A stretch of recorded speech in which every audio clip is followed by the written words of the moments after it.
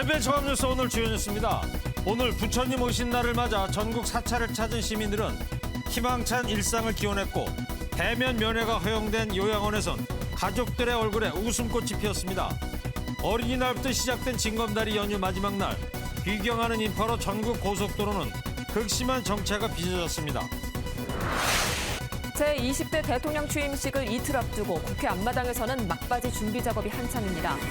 윤석열 당선인은 장관 후보자 6명에 대한 청문 보고서 재송 후 요청에 이어 내일 차관 내정자를 지명할 것으로 알려졌습니다.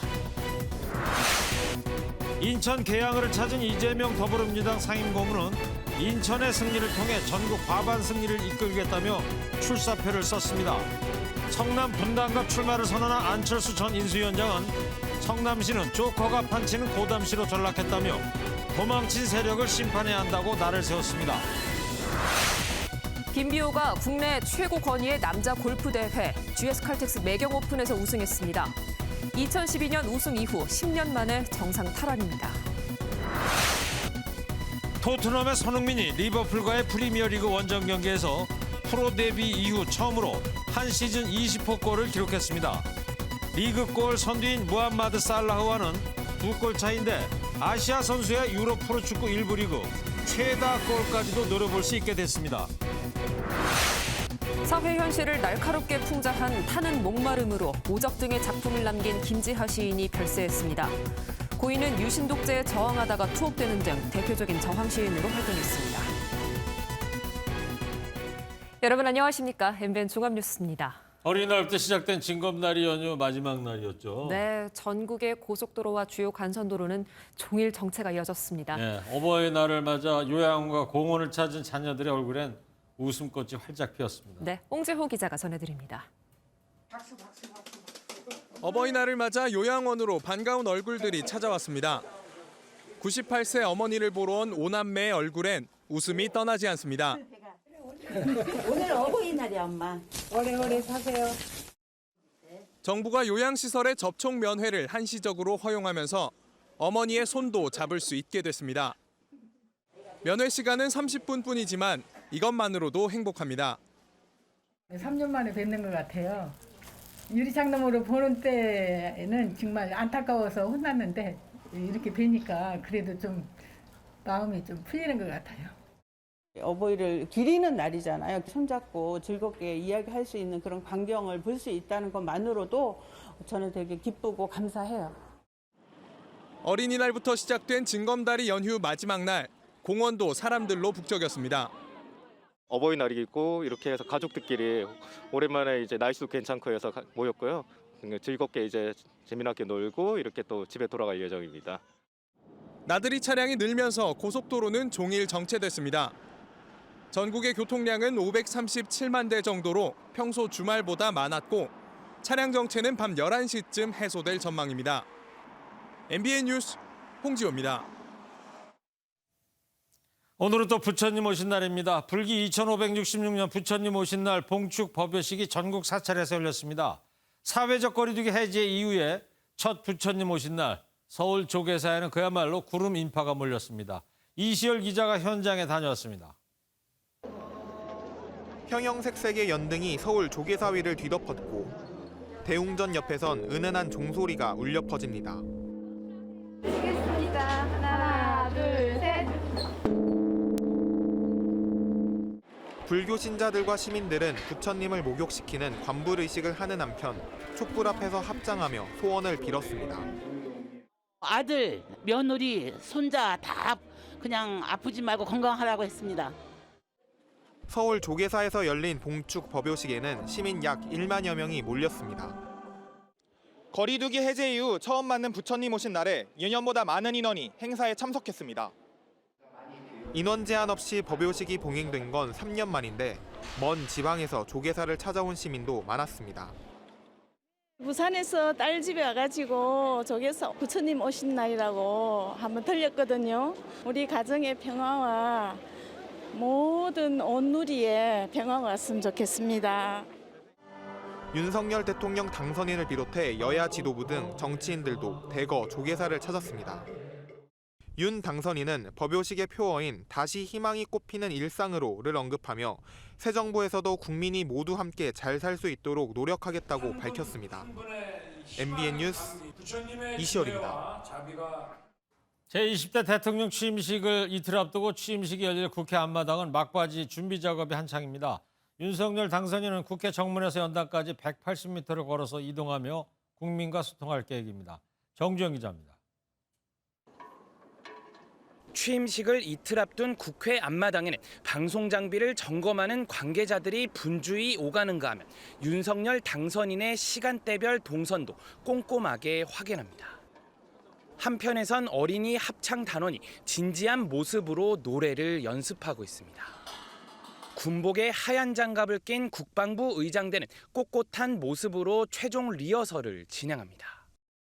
윤 당선인은 취임식 당일 국회 정문에서 차에서 내려 본관 앞 연단까지 180m를 걸어서 이동하기로 했습니다. 과거 대통령들은 차를 타고 단상까지 이동했지만 윤 당선인은 시민들 사이를 직접 걸어가며 소통할 계획입니다. 윤 당선인과 김건희 여사는 국민희망 대표 20명의 손을 잡고 단상에 올라갑니다. 동서 화합을 상징하는 대구 남자 어린이와 광주 여자 어린이는 꽃다발을 전달하고 탈북 국군 포로 등 4만여 명이 참석할 예정입니다. 다양한 직업과 각 지역을 대표하는 국민들이 어우러져서 대통령과 국민이 새로운 시대로 힘차게 나아가는 자리가 될 것입니다. 취임식 당일 여의도 국회 일대 도로는 오전 1시부터 오후 1시까지 통제되고 지하철 5호선 열차가 6회 늘어나는 특별 교통 대책도 마련됩니다. MBN 뉴스 정주영입니다.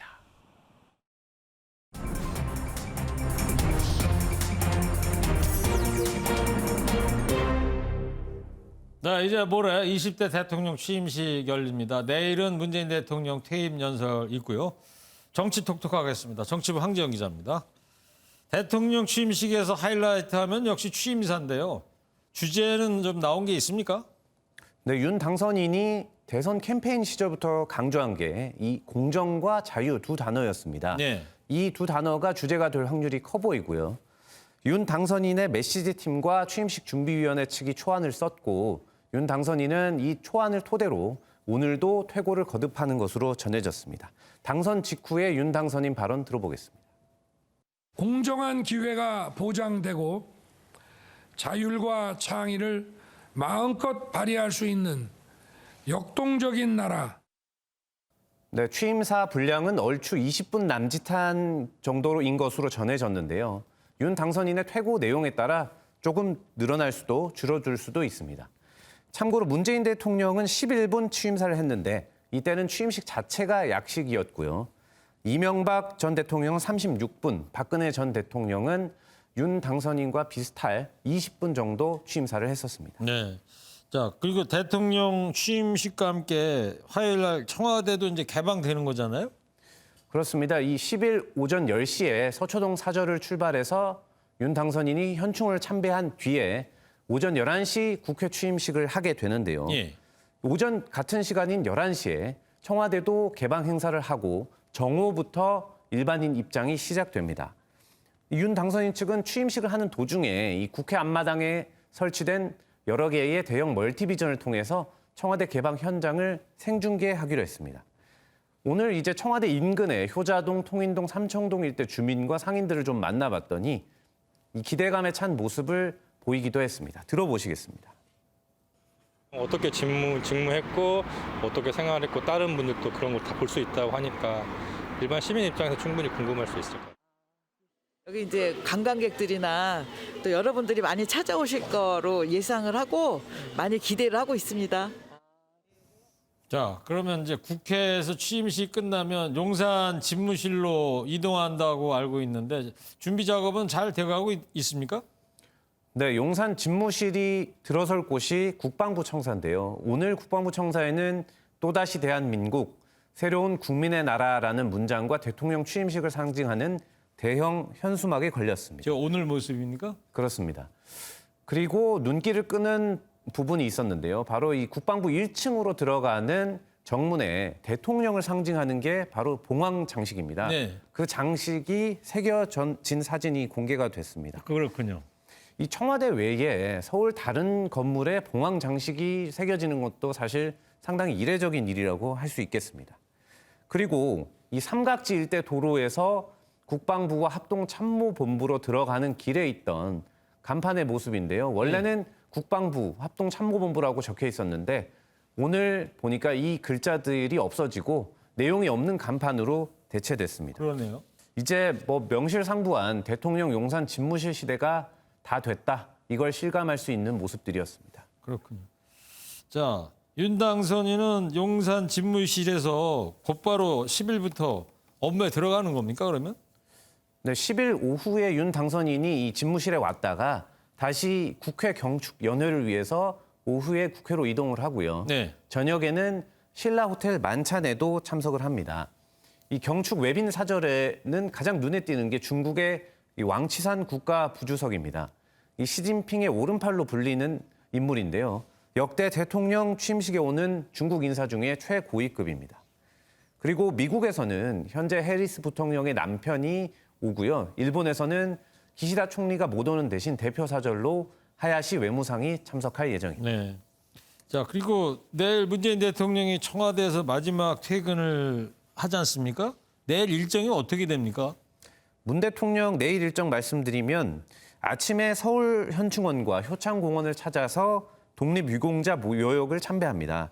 그런 뒤에 퇴임 연설을 오전 10시에 청와대에서 하게 됩니다. 네. 어떤 내용이냐면 5년 임기 동안의 소회를 전하면서 부동산 정책이나 검찰개혁 이런 데에 대한 의견도 전할 것으로 보입니다. 그리고 저녁에는 청와대 본관 및 대정원에서 전체 청와대 직원들과 마지막 인사를 나눈 뒤에 6시쯤에 이 분수대 앞에서 일반인들과 만나게 되는 마지막 퇴근길 행사를 할 것으로 보입니다. 네. 그리고 내일 거기서 바로 양산 사저로 가는 건 아니고요. 서울 시내 호텔에서 묵은 뒤에 10일 대통령 취임식에 참석한 뒤에 10일 오후에 양산으로 향할 계획입니다. 예. 청와대가 이제 10일 화요일부터 개방되면 관광객들이 대거 몰릴 텐데 이에 대한 대비책은 어떻게 세우고 있습니까? 네, 이제 10일부터 22일까지는 이제 인터넷에 사전 신청이 완료된 시민들이 청와대 경내를 찾을 수 있는데요. 개방 기간에 어느 정도 몰릴 것으로 이제 추산이 되냐면 일대 방문객이 2만 4천에서 4만 8천 명 하루에 이 정도 인원이 찾을 것으로 알려졌습니다. 네. 그래서 이제 서울시는 청와대 인근의 안국역을 이제 순환하는 버스를 추가로 배차하고 또 이 인근의 지하철 5호선을 추가로 증차하는 등 교통 대책에 나섰습니다. 알겠습니다. 지금까지 정치톡톡 황재원 기자였습니다. 이제 20여일 남은 6일 재보궐선거가 사실상 대선 2라운드 형국이 됐습니다. 오늘 이재명, 안철수 두 사람이 나란히 국회의원 출마를 선언했습니다. 먼저 이재명 더불어민주당 상임고문은 인천 계양을 출마를 공식화하면서 인천 승리로 전국 과반 승리를 이끌겠다고 밝혔습니다. 먼저 백길종 기자입니다. 이재명 민주당 상임고문이 대선 이후 2달 만에 모습을 드러내고 인천 계양을 국회의원 출마를 공식 선언했습니다.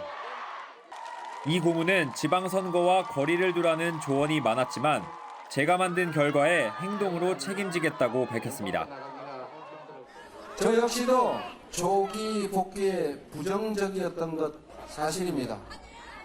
그러나 당이 처한 어려움과 지금 이 위태로운 지방선거 상황을 도저히 외면할 수 없었습니다. 이 자리에는 이 고문을 아빠라고 부르는 2030 여성 지지층, 이른바 개딸을 포함해 주최 측 추산 2천여 명이 몰렸습니다.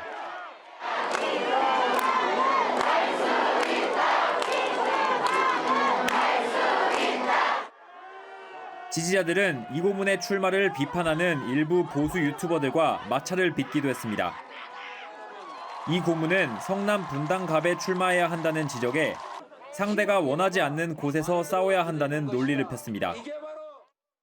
저의 출마를 막으려는 국민의힘 측의 과도한 비방과 억지 공격도 결단의 한 요인임을 부정하지 않겠습니다. 지방선거에서 민주당 총괄 상임선대위원장을 맡은 이재명 고문은 인천에서의 승리를 기반으로 전국 과반 승리를 이끌겠다며 지지를 호소했습니다. 지난 대선에서 이재명 저격수로 활약한 윤희숙 전 의원이 대항마로 거론되는 가운데 국민의힘 측은 아직 결정한 것은 없다는 입장입니다. MBN 뉴스 백길종입니다. 그리고 안철수 전 인수위원장은 경기 성남 분당 갑에 출마합니다. 이재명 상임고문을 향해서 도망친 세력을 심판해야 한다고 비판했고요. 안 전 위원장에 대한 단수공천 여부는 후보자 면접이 끝나는 모레 결정될 것으로 보입니다. 이어서 조창훈 기자입니다. 안철수 전 대통령직 인수위원장이 성남 분당갑 국회의원 재보궐선거 출마를 공식 선언했습니다. 안 전 위원장은 성남시장과 경기지사를 지낸 이재명 민주당 상임고문의 분당갑 출마를 압박한 데 이어 도망친 세력을 심판해야 한다며 비판했습니다. 민주당의 12년 장기 집권이 이어진 성남시는 조커가 판치는 고담시로 전락했습니다. 특히 분당은 국민적 공분을 일으킨 대장동 게이트와 백현동 사태의 현장이라며 이번 기회에 리더십 교체가 반드시 필요하다고 강조했습니다. 안 전 위원장은 윤당선인이 경기도 선거 전체를 걱정하고 있고 자신을 격려해줬다고 전했습니다. 당선인께서 경기도 선거 전체를 걱정하고 계십니다. 그래서 저는 경기도 선거에 공헌하는 것이 우선이라고 판단했습니다. 박민식 전 의원 등 다른 후보자들의 경선 가능성을 묻는 질문에는 당의 뜻에 따르겠다며 말을 아꼈습니다. 국민의힘은 내일까지 공천 신청을 받은 뒤 후보자 면접을 거쳐 안 전 위원장의 단수 공천 여부를 최종 결정할 방침입니다. MBN 뉴스 조창훈입니다. 윤석열 대통령 당선인의 취임식을 이틀 앞두고 청문 보고서가 채택된 장관 후보자는 4명에 불과해 새 정부 출범에 비상이 걸렸습니다. 윤 당선인 측은 이르면 내일 차관을 발표하고 취임 후에 장관 임명을 강행하는 방안을 검토하고 있습니다. 안병욱 기자입니다. 윤석열 대통령 당선인 측은 이르면 내일 주요 부처 차관 내정자를 지명하는 방안을 고민하고 있습니다. 인사청문 보고서가 채택된 장관 후보자가 4명에 불과한 상황에서 차관 체제로 새 정부 출범을 준비한다는 구상입니다. 민주당이 한덕수 총리 후보자를 비롯해 6명 장관 후보자에 대해 부적격 판정을 내린 상황에서 더 이상 기다릴 수 없다는 판단입니다. 총리 후보자와 여타 장관 후보자를 연계하겠다는 이런 정략 등 정치 상황을 고려해서 당선인께서 적절한 판단을 하리라고 이렇게. 윤 당선인 측은 원희룡, 정호영 등 장관 후보자 6명에 대해 내일까지 국회에 인사청문 보고서 재송부를 요청한 상황. 김부겸 현 총리의 제청으로 추경호 경제부총리를 임명하고 곧바로 추경호 총리 대행체제에 들어가 6명 장관에 대한 임명 강행도 검토하고 있습니다. 이럴 경우 윤석열 정부 초기부터 여야 강대강 대치는 불가피할 전망입니다.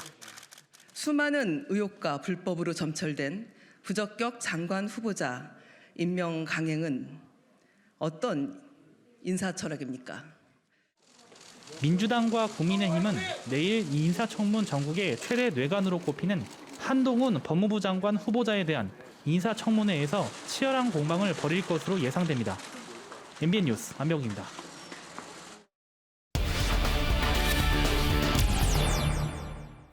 한동훈 법무부 장관 후보자 인사청문회를 하루 앞두고 정치권은 긴장감 고조되고 있습니다. 여야 간에 어떤 점들을 놓고 공방이 오갈지 사회부 이혁근 기자 뉴스 추적하겠습니다. 한동훈 법무장관 후보자에 대한 인사청문회가 당초 지난 4일로 예정이 됐다가 이제 내일 하는 거죠? 네, 일단 표면적인 이유는 한동훈 후보자가 필요한 자료를 제때 제출하지 않았다는 건데요. 정치권에서는 한 후보자가 윤석열 당선인의 최측근이란 점에서 새 정부 국정 운영에 타격을 입히기 위한 민주당의 전략이라는 관측이 나오고 있습니다.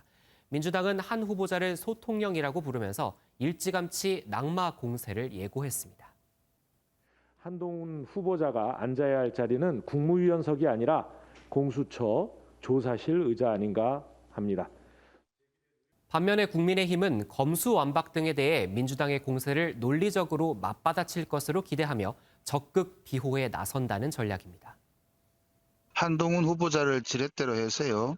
한덕수 총리 후보자를 인질로 삼아 윤석열 정부의 출범을 막겠다는, 해박 놓겠다는. 내일 청문회에서는 역시 검수완박과 관련된 공방이 치열하게 펼쳐지겠죠. 네, 맞습니다. 한 후보자는 검수완박법에 대해서 입법 과정에 대해 야반 도주라는 표현까지 써가며 강경하게 비판한 바 있습니다. 지난 5년간 무슨 일이 있었길래 이렇게 명분 없는 야반 도주까지 벌여야 되는지 국민들께서 많이 궁금해하실 거라고 생각합니다. 한 후보자는 검수완박이 되면 국가범죄 대응 역량이 현저히 약화되어 범죄자들이 죄를 짓고도 처벌받지 않게 된다면서 그 피해는 국민이 보게 된다는 입장을 밝혔습니다. 민주당은 검찰 권력이 남용된 사례를 거론하면서 한 후보자의 논리를 반박할 것으로 예상됩니다. 국민의힘은 수사가 미진하다는 평가가 나오는 대형 사건인 대장동이나 성남FC 의혹 등에 대한 상설특검 의견을 물어볼 가능성이 큽니다. 법무부 장관은 상설특검이 수사할 사건을 결정할 수 있기 때문입니다. 상설특검 제도도 이미 법무부 장관에게 부여되어 있는 임무 중에 하나죠. 업무 처리는 공정하고 누구에게나 똑같을 거라는 점이 약속드립니다. 그러면 검수완박이 이제 1라운드다 치면은 2라운드는 후보자 딸의 교육과정 검증에 초점이 좀 맞춰질 것 같은데요? 네, 한 후보자는 딸의 학업 활동에는 어떠한 불법도 없다는 점을 강조하면서 청문회에서 조목조목 대응할 것으로 보입니다. 한 후보자 딸의 논문을 케냐 출신의 대필 작가가 작성했다는 의혹도 제기됐는데요. 한 후보자 청문 준비단은 기자들에게 보낸 메시지를 통해서 고교생 학습 과정에서 연습용으로 작성된 글이며 실제 입시 등에서 사용된 사실이 없다고 밝혔습니다. 한 후보자는 딸 이름으로 노트북을 기부했다는 의혹을 보도한 기자를 경찰에 고소하는 등 강경한 대응을 이어가고 있습니다. 그런가 하면 지금 보시는 만평에서 한 후보자가 한쪽 귀퉁이에서 담배를 피우고 있는데요. 한 후보자는 술, 담배를 하지 않는 것으로 유명합니다. 결국 후보자 이미지에 타격을 주기 위한 악의적 프레임이라는 일각의 지적도 나왔습니다. 네. 자, 또 다른 이슈는 부동산 문제에 이제 방점이 찍힐 것 같은데 어떤 부분이죠? 네, 후보자 부인이 지난 2007년 구리시로 위장 전입했다는 의혹이 불거진 상태입니다. 이에 대해 후보자는 부인이 자동차 딜러에게 매수와 등록 절차를 맡겼는데 딜러가 배우자의 주민등록을 무관한 곳으로 일시적으로 옮겼던 것이라고 답변했습니다. 민주당은 후보자가 어머니에게 아파트를 편법 증여받았고 또 현재 소유 중인 아파트의 전세금을 과도하게 올려받았다는 등의 의혹을 제기했는데요. 한 후보자 측은 전혀 위법한 사실이 없다며 청문회에서 충분히 해명하겠다는 입장입니다. 네. 자, 한 후보자에 대한 청문회는 새 정부 출범 딱 하루 전에 이제 열리는 거예요. 예. 민주당에서 이제 반드시 낙마시켜야 한다고 주장하고 있는 만큼 내일이 청문회 전국의 하이라이트가 될 것 같습니다. 예. 이혁근 기자였습니다. 네, 사건 사고 소식입니다. 상주 영천 고속도로에서 3중 추돌 사고가 나 3명의 사상자가 났습니다. 그리고 경북 포항에선 밍크골의 고기를 불법으로 운반하던 일당이 붙잡혔는데요. 시가 6억 원이 넘는 역대 최대 규모의 불법으로 포획한 흔적까지 보였습니다. 심우영 기자가 전해드립니다. 어젯밤 10시 54분쯤 경북 영천시 화산면 상주 영천고속도로에서 3중 추돌 사고가 발생했습니다. 25톤 탱크로리 차량이 앞서가는 SUV를 추돌하고 뒤따라오던 승용차가 탱크로리를 잇따라 들이받았습니다. 거리 앞에 있는 차가 조행해서 가다가 거리를 닫고 저러면 저는 음주 없고 마지막에 그랜드가 뒤에서 추돌한 차입니다. 이 사고로 승용차 운전자인 30대 남성이 숨지고 2명이 다쳤습니다. 광주 대구고속도로 살피제터널 부근에서 소나타 승용차가 차선 변경 중 뒤따르던 SM7 승용차와 추돌했습니다. 이후 승합차가 현장을 수습하던 소나타 운전자를 들이받아 1명이 중상, 2명이 경상을 입었습니다. 깜깜한 새벽, 몰래 항구로 들어오는 어선에 들이닥친 해경이 어창을 드러내자 고래고기가 쏟아져 나옵니다. 바다의 로또인 밍크고래 4마리, 339자루로 시가 6억 원에 달하는 역대 최대 규모입니다. 작살 흔적을 저희가 발견을 하고 불법 포획한 고래로 그렇게 수사를 했습니다. 고래를 불법 포획하게 되면은 그 수산업법이나 해양생태계보호법으로 해경은 선장 등 5명을 검찰에 송치하고 고래를 넘긴 포획선을 쫓고 있습니다. MBN 뉴스 심은행입니다. 어제 별세한 영화배우 고 강수현 씨의 빈소가 마련돼 각계 인사들의 조문이 이어지고 있습니다. 거장 임권택, 또 봉준호 감독 등 영화계 안팎으로 고 강수현 씨를 향한 추모 물결이 일고 있습니다. 최혜지 기자입니다. 강동원, 차승원 등 배우들과 영화인들이 보낸 근조 화환들로 채워진 강수현 씨의 빈소. 빈소가 꾸려진 후 이른 시각부터 빈소를 찾은 봉준호 감독은 너무 실감이 안 난다, 영정사진도 영화 소품 같다며 안타까운 심경을 전했습니다. 작품을 함께했던 배우와 감독 등 동료들도 고인의 모습을 회상하며 슬픔을 드러냈습니다. 스태프가 배우들을 이렇게 응원하는 그런 아주 똑 떨어진 여자야. 그냥 똑소리가 나는 똑순이. 그래서 그게 얼마나 외로웠을까 그런 생각이 드네요. 제 입장에서는 좋은 연기자를 만난 또 그런 행운 때문에 내 영화가 좀 더 빛날 수 있었고 여러모로 감사한 배우였어요.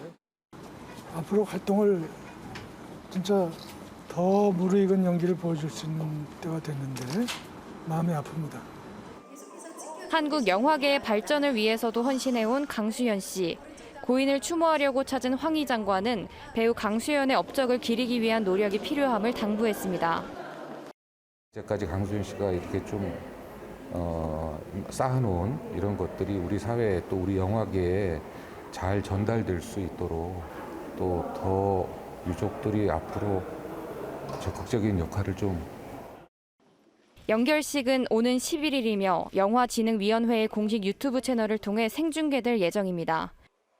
MBN 뉴스 최희지입니다. 러시아군이 우크라이나 국민의 정신적 스승인 철학자 스코보로다를 기념하는 박물관을 공격했습니다. 그리고 우크라이나의 문화유산에 대한 무차별 폭격도 이어지고 있는데요. 이 밖에 국제 뉴스들 전남주 기자가 정리했습니다.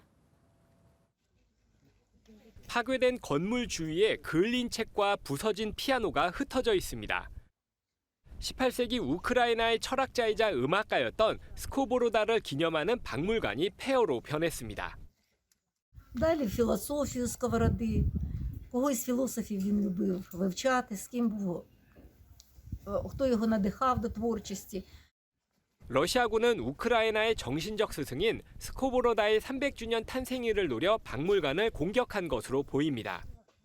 우크라이나 젤렌스키 대통령은 러시아군이 지금까지 문화유산과 유적지 200여 곳을 파괴하거나 훼손했다고 주장했습니다.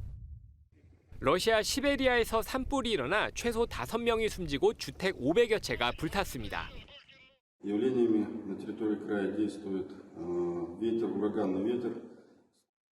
조사 당국은 화재 원인으로 누전이나 실화 가능성에 무게를 두고 있습니다. 현지 시각으로 지난 6일 쿠바의 유서 깊은 5성급 호텔 사라토가가 폭발로 산산조각 났습니다. 이 폭발로 최소 27명이 숨졌고 81명이 다쳤습니다. 호텔은 코로나19가 유행한 지난 2년간 닫혀 있다가 오는 10일 재개장을 앞두고 공사 중이었습니다. 가스 누출이 원인으로 추정되는데 가스 탱크를 실은 트럭이 호텔로 가스를 옮기다 폭발한 것으로 보입니다. MBN 뉴스 전남주입니다. 타는 목마름으로 오적 등의 작품을 남긴 김지하 시인이 향년 81세로 별세했습니다. 1년 넘는 투병 생활 끝에 강원도 원주 자택에서 타계했습니다. 이재호 기자가 전해드립니다. 타는 목마름으로 오적 등의 작품을 남긴 김지하 시인이 향년 81세의 일기로 오늘 오후 별세했습니다. 고 김지하 시인은 최근 1년여 동안 강원도 원주 자택에서 투병 생활을 해왔던 것으로 알려졌습니다. 1941년 전남 목포에서 출생한 시인은 1954년 강원도 원주로 이사하면서 소년기를 보냈습니다. 이후 서울대 미학과를 졸업한 시인은 1969년 시인지에 황토길 등의 시를 발표함으로써 공식적으로 등단했습니다. 1970년에는 사회 현실을 날카롭게 풍자한 오적을 발표하고 방공법 위반으로 옥살이를 하기도 했습니다. 사회 현실에 대한 풍자와 비판을 이어가던 시인은 타는 목마름으로 등에 시집을 펴내며 사회 현실에 대한 울분을 서정적으로 묘사하기도 했습니다. 노벨 문학상과 노벨 평화상 후보로 추천까지 되었던 시인은 만해 문학상과 공초 문학상 등을 수상하는 등 각종 문학상을 휩쓸었습니다. 대표적인 저항 시인이던 고인의 빈소는 원주 세브란스 기독병원 장례식장에 차려질 예정입니다. MBN 뉴스 이정입니다.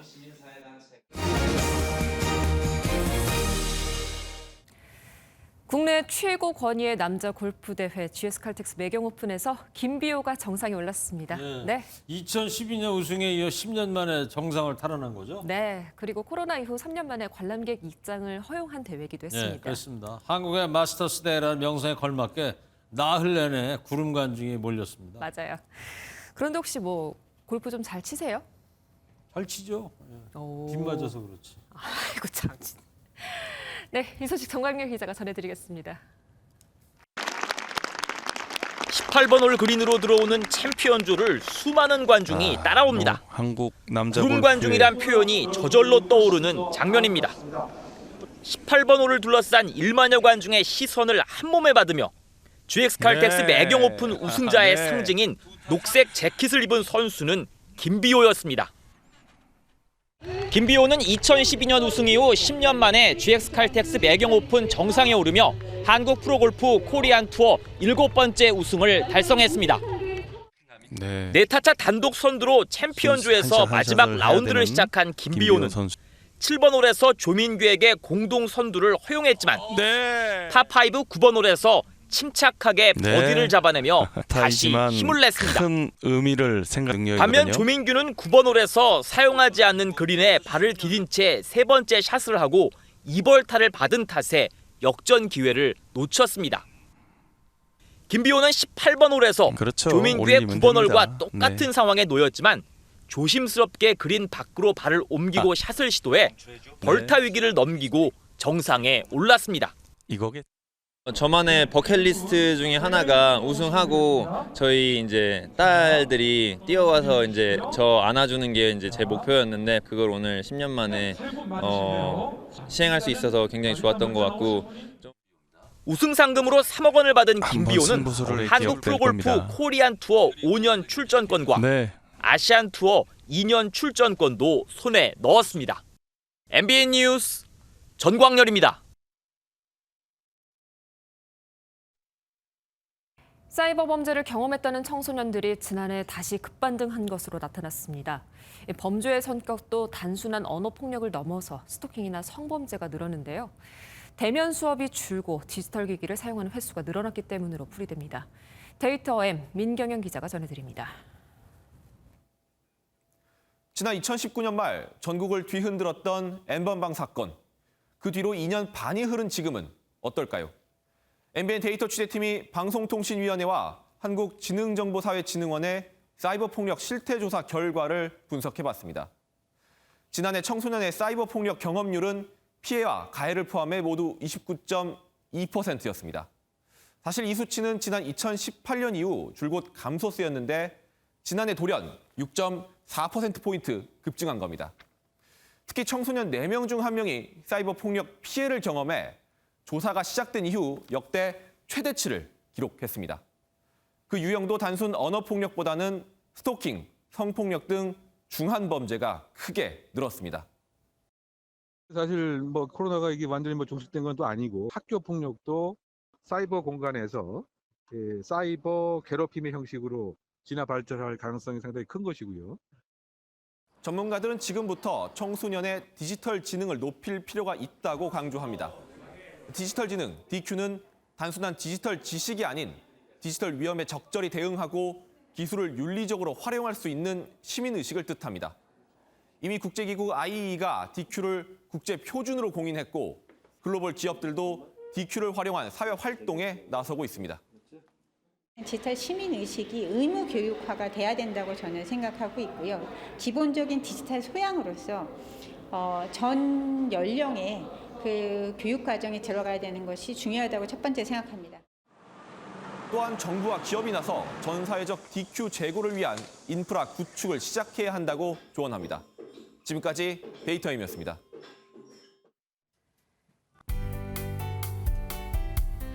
가정의 달 5월의 긴 연휴는 어버이날로 마무리를 장식합니다. 오늘 웃음꽃이 핀 시민들의 모습과는 달리 하늘 표정은 조금 어두웠는데요. 낮 기온도 18도 안팎에 머물면서 아침과도 큰 차이를 보이지는 않았습니다. 내일은 구름 사이로 봄 햇살이 내비치며 서울은 25도까지 쑥쑥 오르겠습니다. 당분간 평년 기온을 웃도는 초여름 날씨를 보이겠고요. 다만 크게 벌어지는 일교차에는 주의가 필요하겠습니다. 흐린 하늘은 오늘 밤 비로 바뀌어 나타날 텐데요. 북쪽을 지나는 기압골의 영향으로 전남을 제외한 전국 곳곳으로 5mm 미만 또는 빗방울이 내일 새벽까지 이어지겠습니다. 내일 늦은 새벽에는 경기 북동쪽 내륙과 또 강원 영서 북부에 안개가 짙게 나타나겠습니다. 아침 기온은 오늘보다 1도에서 4도가량 낮아 서늘하게 출발하겠습니다. 내일 오후부터 모레 오전 사이 남해안과 제주에는 바람이 순간적으로 초속 15m 안팎으로 강하게 불겠습니다.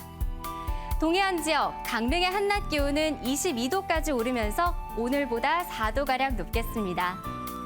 이번 주 흐린 날이 많겠고요. 수요일과 목요일에는 남부와 제주에 비구름이 지날 것으로 보입니다. 지금까지 날씨였습니다.